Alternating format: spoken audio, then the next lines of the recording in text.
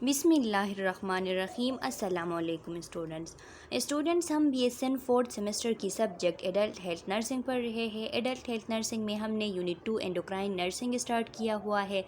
Endocrine nursing जो है, इसमें से हमने 3 डिजीज़ कंप्लीट कर लिए जो कि हमारे चैनल के प्लेलिस्ट में मौजूद है। 4 नंबर डिज़ीज़ का भी पार्ट फर्स्ट हमने कंप्लीट कर लिया है। इन सब का लिंक आप लोगों को इस वीडियो लेक्चर के डिस्क्रिप्शन के एंड में मिल जाएगी, वहाँ से आप स्टडी कर सकते हैं। आज का जो हमारा वीडियो लेक्चर है ये डिज़ीज़ नंबर 4 जो है वो कंटिन्यू है। हम इसको कंटिन्यू करेंगे। वीडियो लेक्चर को स्टार्ट करने से पहले आप लोगों से छोटी सी रिक्वेस्ट है कि हमारे चैनल लेक्चर्स बाय मुश्तफ़ा अज़हर को सब्सक्राइब करें, बेल आइकन को प्रेस करें ताकि आने वाली वीडियो लेक्चर्स की नोटिफिकेशन आप लोगों को मिल सके, और इस वीडियो लेक्चर को लाइक करना ना भूलें। तो स्टूडेंट्स, स्टार्ट करते हैं। हम डायबिटीज़ मेलाइटस पढ़ रहे थे, उसकी डिस्क्रिप्शन, उसके काजेज़ वगैरह हमने पढ़ लिए थे। आज हम उसके साइन और सिम्टम्स पढ़ते हैं। साइन सिम्टम्स में लिखा है, the classic sign and symptoms are polydipsia, polyphagia, polyuria and weight loss. जो क्लासिक साइंस होते हैं और सिम्टम्स होते हैं डायबिटीज़ मेलाइटस के, उनमें पोलीडिप्सिया है, यानी बहुत ज़्यादा उन पेशेंट को, डायबिटीज़ मेलाइटस के पेशेंट को बहुत ज़्यादा प्यास लगती है। वो बार बार पानी पीते हैं लेकिन फिर भी उनका जो प्यास है वो नहीं बुझता। इस किस्म के कंडीशन को हम पोलीडिप्सिया कहते हैं। पोलीफीजिया, वो एक्सेसिव अमाउंट में फ़ूड की इंटेक करते हैं। पोलीयूरिया, उनको बहुत ज़्यादा यूरिनेशन एक्सेसिव होती है।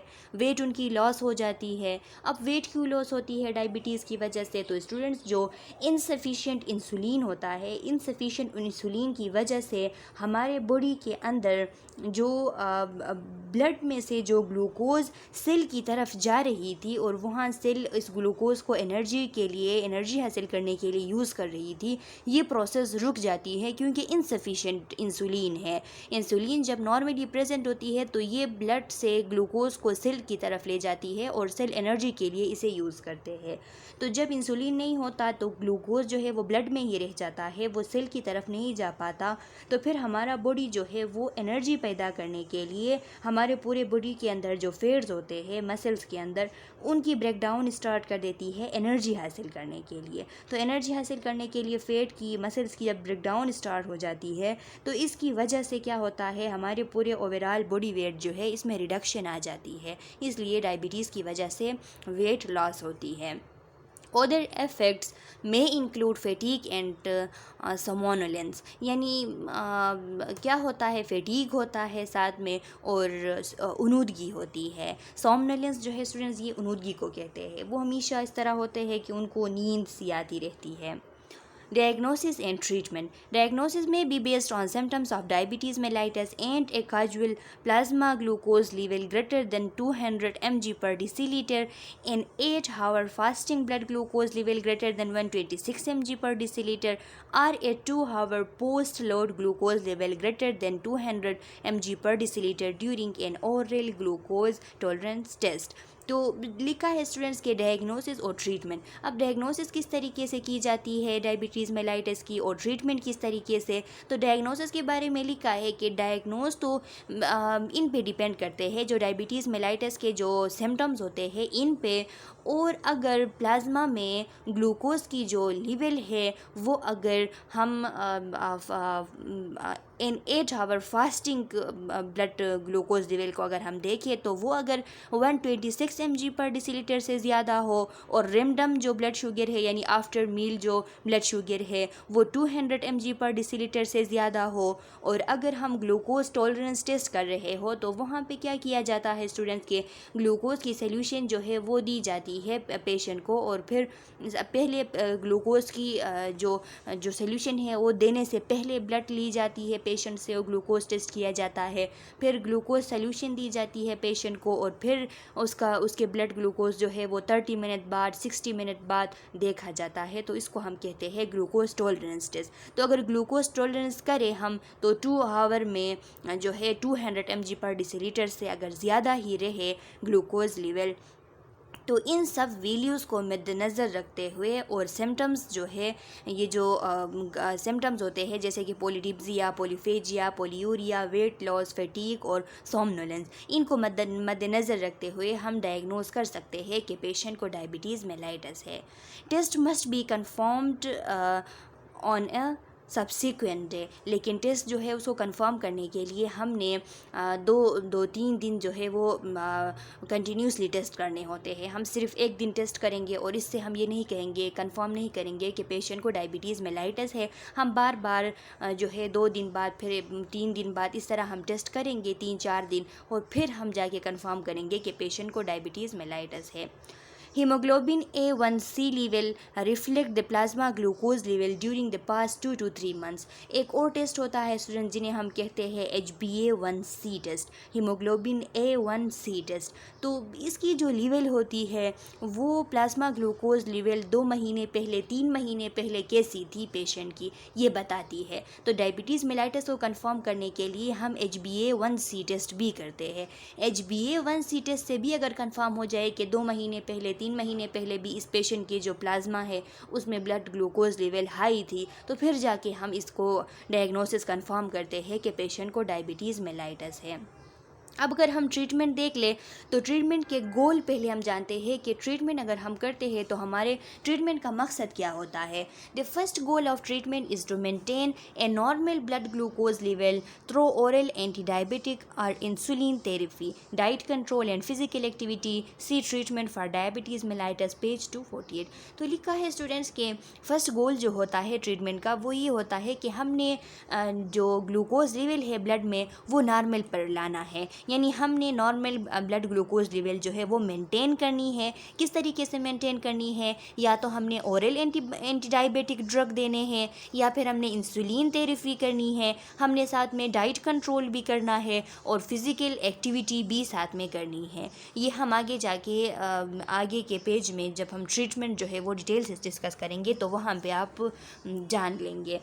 The second goal of treatment is to prevent or delay the complications। और second goal जो हमारा है ट्रीटमेंट का वो या तो हमने क्या करना है, पहला जो हमारा गोल है कि हमने नॉर्मल ब्लड ग्लूकोज लेवल जो है वो मेंटेन करनी है, चाहे हमने जो भी ट्रीटमेंट करना हो, फिजिकल एक्टिविटी से करना है, हमने डाइट कंट्रोल करनी है, इंसुलिन थेरेपी करनी है, ओरल एंटी डायबिटिक्स देने हैं, जो भी देने हैं, हमने नॉर्मल ब्लड ग्लूकोज लेवल जो है वो मेंटेन करनी है। दूसरा मकसद हमारा ये है कि हमने प्रिवेंट करनी है या डिले करनी है कॉम्प्लिकेशंस को, जो हाइपरग्लाइसीमिया के, डायबिटीज़ मेलाइटस के जो कॉम्प्लिकेशंस होती है उन्हें हमने या तो बिल्कुल प्रिवेंट करना है, अगर प्रिवेंट नहीं कर सकते तो हमने डिले उनको ज़रूर करनी है। हाइपोग्लाइसीमिया इंसुलिन शॉक ये एक कॉम्प्लिकेशन होती है जब हम ट्रीटमेंट कर रहे होते हैं डायबिटीज़ मेलाइटस की, तो ये हाइपोग्लाइसीमिया इंसुलिन शॉक हम इसे कहते हैं। ये एक कॉम्प्लिकेशन होती है इस ट्रीटमेंट की। Is a condition in which the blood glucose level falls below the level required to sustain homeostasis, usually less than or equal to 70 mg/dL। यानी ये एक ऐसी कंडीशन होती है जिसमें ब्लड ग्लूकोज लेवल जो है बहुत ज़्यादा नीचे गिर जाता है, बहुत ज़्यादा नीचे आ जाता है नॉर्मल लेवल से, यानी होम्योस्टेसिस जो है वो मेंटेन नहीं होती और इतना नीचे आ जाता है कि 70 mg/dL से कम या इसके बराबर हो जाती है। It may result from to little food. ये क्यों होता है, बहुत ज़्यादा बंदा जो है वो डाइट कर रहा है, बहुत ज़्यादा जो है वो लिटिल फूड यूज़ कर रहा है, या फिर टू इंसुलिन की डोज या ओरल एंटी हाइपोग्लाइसीमिक ड्रग्स जो है, जो एंटी हाइपरग्लाइसिमिक ड्रग्स जो है वो यहाँ पे स्टूडेंट्स लिखा है एंटी हाइपोग्लाइसिमिक, तो ये एंटी हाइपरग्लाइसिमिक है, हाइपोग्लाइसिमिक नहीं है। अगर बहुत ज़्यादा एंटी डायबिटिक ड्रग जो है, ओरल एंटीबायोटिक हो चाहे इंसुलिन हो, इनकी डोज अगर बहुत ज़्यादा इंक्रीज़ की जा रही है तो इसकी वजह से हाइपोग्लाइसीमिया हो सकती है। और टू मच एक्सरसाइज, या बहुत ज़्यादा बंदा फिजिकल एक्टिविटी कर रहा है, एक्सरसाइज कर रहा है, तो इसकी वजह से can cause permanent neurological damage और रीबाउंड हाइपरग्लाइसीमिया। इसकी वजह से हाइपोग्लाइसीमिया हो सकती है जिसकी वजह से बंदा शॉक में चला जाता है, जिसको हम इंसुलिन शॉक कहते हैं, या फिर परमानेंटली न्यूरोलॉजिक डैमेज हो जाती है पेशेंट की, या उसको रिबाउंड हाइपरग्लाइसीमिया होता है। रीबाउंड हाइपरग्लाइसीमिया मॉर्निंग टाइम में जो ब्लड ग्लूकोज लेवल बहुत ज़्यादा हाई हो जाता है सिर्फ मॉर्निंग टाइम में, इसको हम कहते हैं रिबाउंड हाइपरग्लाइसीमिया। तो ये कंडीशन एराइज हो सकते हैं। Treatment for diabetes mellitus. अब ट्रीटमेंट देख लें। A patient with diabetes mellitus commonly follows a regimen that require medication, oral anti diabetic और insulin, diet and physical activity. जो डायबिटीज़ मेलाइटस के पेशेंट होते हैं उनको एक कॉमनली एक रिजिमेन फॉलो करनी होती है। किस तरह उन्हें मेडिकेशंस भी लेने होते हैं या ओरल एंटी डायबिटिक ड्रग्स या फिर इंसुलिन। इसके साथ में उन्होंने डाइट को भी मेंटेन करनी होती है, अपनी डाइट जो है उसको उस डाइट को सही करनी होती है और फिज़िकल एक्टिविटी को भी ठीक रखनी होती है। Oral anti diabetics. An oral antidiabetic may prescribed alone or in combination with another drug। जो oral antidiabetic drug होते हैं या तो ये alone prescribe किए जाते हैं या फिर combination में prescribe किए जाते हैं दूसरे drugs के साथ, और इंसुलिन फॉर ए पेशेंट या फिर इंसुलिन के साथ साथ ओरल एंटीडायबिटिक ड्रग भी दिए जाते हैं।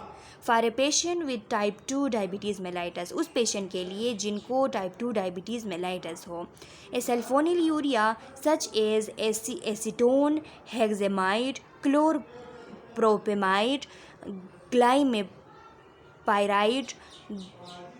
ग्लाइपिजाइड, ग्लाइबोराइड है स्टूडेंट्स। इसके अलावा टोलेजेमाइड है और टोलब्यूटामीन है। ये जितने भी ड्रग्स है सल्फोनिल यूरियाज़ है जिन्हें हमने फार्माकोलॉजी में भी डिस्कस किया है, इनके मैकेनिज़्म ऑफ एक्शंस वगैरह हमने वहाँ में डिटेल से पढ़े हैं। अगर आप देखना चाहते हैं तो फार्माकोलॉजी प्लेलिस्ट आप चेक कर सकते हैं।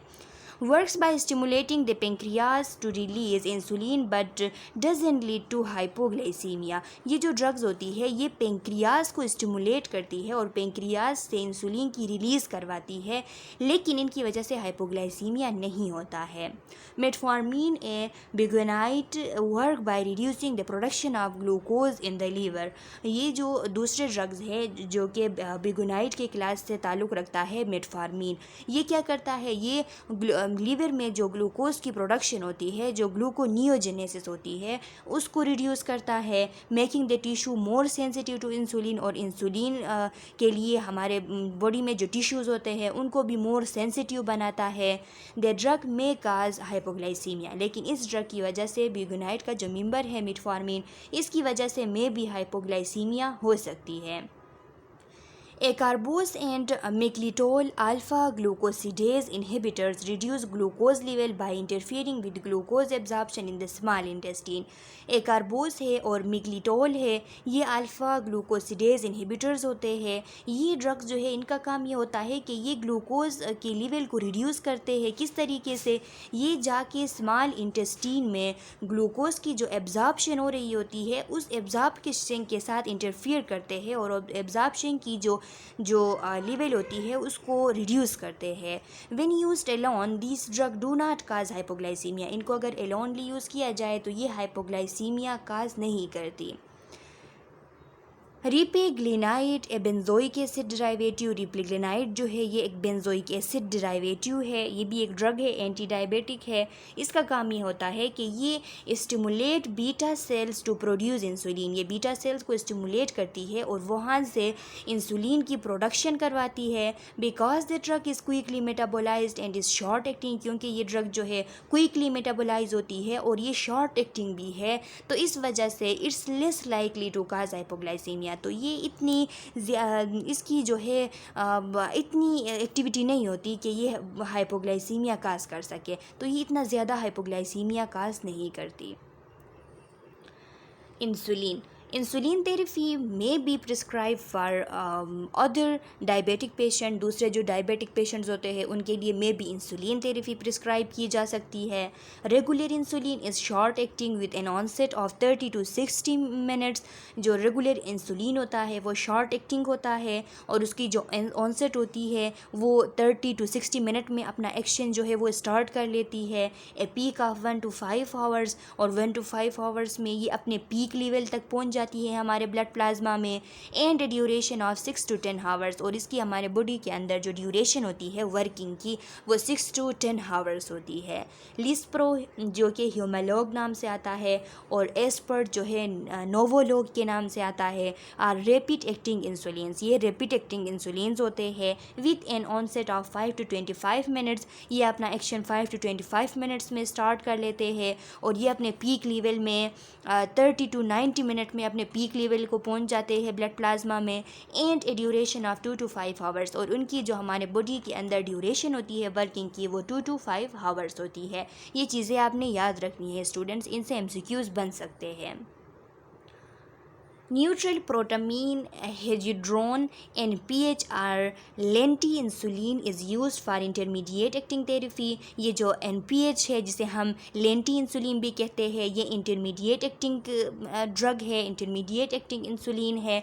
Each of these drug begin to act in 1 to 4 hours. इनमें से जो ड्रग है ये अपना एक्शन 1 to 4 आवर्स के अंदर स्टार्ट कर लेती है। इनकी जो ये अपने पीक लेवल में 6 to 12 आवर्स में पहुंच जाती है and produce effect for 12 to 24 hours, और इनका जो इफ़ेक्ट होता है वो 12 to 24 आवर्स बॉडी के अंदर चलता रहता है। प्रोटामीन जिंक और ultra lent insulin can be use for long acting therapy, और ये जो प्रोटामीन जिंक या इसे हम अल्ट्रा लेंटी इंसुलिन कहते हैं ये लॉन्ग एक्टिंग थेरेपी के लिए यूज़ किए जाते हैं। For this drug onset occur in 4 to 8 hours. इनकी जो एक्शन होती है, जो ऑनसेट होती है इनके एक्शन की, वो 4 to 8 आवर्स में होती है, और ये अपने पीक लेवल में 16 to 18 आवर्स में पहुंच जाते हैं। और इनका जो एक्शन होता है वो अप टू 30 आवर्स, यानी 30 आवर्स तक जो है ये बॉडी के अंदर इनका काम जो है कंटिन्यू रहता है। ग्लेरजीन है स्टूडेंट्स, ग्लेरजीन लेंटस के नाम से आता है। डीटेमिर है जो कि लीवेमिर के नाम से आती है। Insulins are used as basal therapy. ये जो लेंटस है और लीवेमिर है ये बेजल थेरेपी के लिए यूज़ किए जाते हैं, यानी फास्टिंग जो ब्लड ग्लूकोज लेवल होती है उसको कंट्रोल करने के लिए। They have onset of 2 to 4 hours. इनकी ऑनसेट जो है, onset of action 2 to 4 hours के अंदर होती है। इनकी कोई पीक इफेक्टिवनेस नहीं होती, यानी ये पीक लेवल में नहीं पहुंच पाते। एंड लास्ट 20 to 24 आवर्स, और इनका जो काम होता है बॉडी के अंदर 20 to 24 आवर्स तक कंटिन्यू रहती है। और इसके अलावा लिखा है an insulin pump may be use to deliver rapid acting insulin to meet both basal and bolus need. यानी कुछ स्टूडेंट्स एक डिवाइस होती है जो कि मैं कम्युनिटी में भी इसकी पिक्चर आप लोगों के साथ शेयर करूँगी। इंसुलिन पंप इसे कहते हैं। इंसुलिन पंप स्टूडेंट्स ये एक ऐसी डिवाइस होती है जो कि इंसुलिन की डिलीवरी के लिए यूज़ किया जाता है। ये स्मॉल कंप्यूटराइज्ड डिवाइस होते हैं जो कि जिस तरीके से ह्यूमन का जो पेंक्रियास वर्क करता है ऑक्सीजन की डिलीवरी के लिए, इसी तरीके से ये small dose of short acting insulin जो है उसको कंटिन्यूसली बेजल रेट के हिसाब से एडमिनिस्टर करने के लिए ये यूज़ किए जाते हैं। इन डिवाइसेस के थ्रू हम वेरिएबल अमाउंट में इंसुलिन जो है अगर मील ईट करने के बाद हमें चाहिए कि हम डिलीवर करें तो उस टाइम भी इन डिवाइसेस के थ्रू हम डिलीवर कर सकते हैं। तो स्टूडेंट्स यहाँ पे लिखा है कि insulin pump may be use to deliver rapid acting insulin to meet both basal and bolus need. यानी इंसुलिन पंप जो है वो भी हम यूज़ कर सकते हैं रैपिड एक्टिंग इंसुलिन डिलीवर करने के लिए। ये बेजल इंसुलिन जो है यानी फास्टिंग जो ग्लूकोज है उसको कंट्रोल करने के लिए भी ये यूज़ किया जाता है। और जो बोलस नीड यानी आफ्टर ईटिंग जो आफ्टर फूड ईटिंग जो ग्लूकोज लेवल होती है ब्लड में उसको कंट्रोल करने के लिए भी हम इसके थ्रू डिलीवर कर सकते हैं। The pump can be implanted under the skin, या इस पंप को अंडर द स्किन इम्प्लांट किया जाता है या फिर इसको एक्सटर्नली भी वॉन किया जा सकता है। मैं इसकी पिक्चर्स आप लोगों को कम्युनिटी में शेयर कर दूंगी। Diet therapy is individualized based on metabolic, nutritional and lifestyle requirement। जो डाइट थेरेपी है ये इंडिविजुअलाइज्ड होती है, यानी हर इंडिविजुअल के लिए उसके हिसाब से डाइट थेरेपी उनकी की जाती है, जिनमें हम मेटाबॉलिक, न्यूट्रिशनल और लाइफस्टाइल रिक्वायरमेंट को देखते हैं। Emphasis is placed on achieving glucose, lipid and blood pressure control. हम एम्फेसिस किस चीज़ पे किया जाता है, ज़ोर किस बात पे दिया जाता है, इस बात पे कि उन उन लोगों को जो डायबिटीज़ मेलाइटस के पेशेंट है अपने ग्लूकोज लेवल, लिपिड लेवल और ब्लड प्रेशर लेवल को कंट्रोल में रखना है। The following restrictions are recommended. कुछ रिस्ट्रिक्शन है जो कि रिकमेंड किए जाते हैं। फैट इंटेक जो है वो 20% to 30% करना चाहिए टोटल कैलोरीज़ में से। प्रोटीन इंटेक 10 to 20% करना चाहिए। कार्बोहाइड्रेट इंटेक 50 to 60% करना चाहिए और कोलेस्ट्रॉल इंटेक जो है 300 mg या इससे कम रखने चाहिए। तो स्टूडेंट्स ये वैल्यू आप याद रखिए, इससे MCQs बन सकता है। फाइबर इंटेक जो है 20 to 30 ग्राम डेली उनको लेना चाहिए और सोडियम इंटेक जो है 2 to 3 ग्राम डेली रखना चाहिए। स्टूडेंट्स इस वीडियो लेक्चर के लिए यहाँ तक काफ़ी है। फ़िज़िकल एक्टिविटी जो है हम नेक्स्ट वीडियो लेक्चर में डिस्कस करेंगे। उम्मीद करती हूँ आप लोगों को यहाँ तक समझ आ गई है। अगर कोई क्वेश्चन है तो आप कमेंट सेक्शन में डाल लें। मैं नेक्स्ट वीडियो लेक्चर में आपके क्वेश्चन का आंसर करूँगी। तब तक के लिए अल्लाह हाफिज़।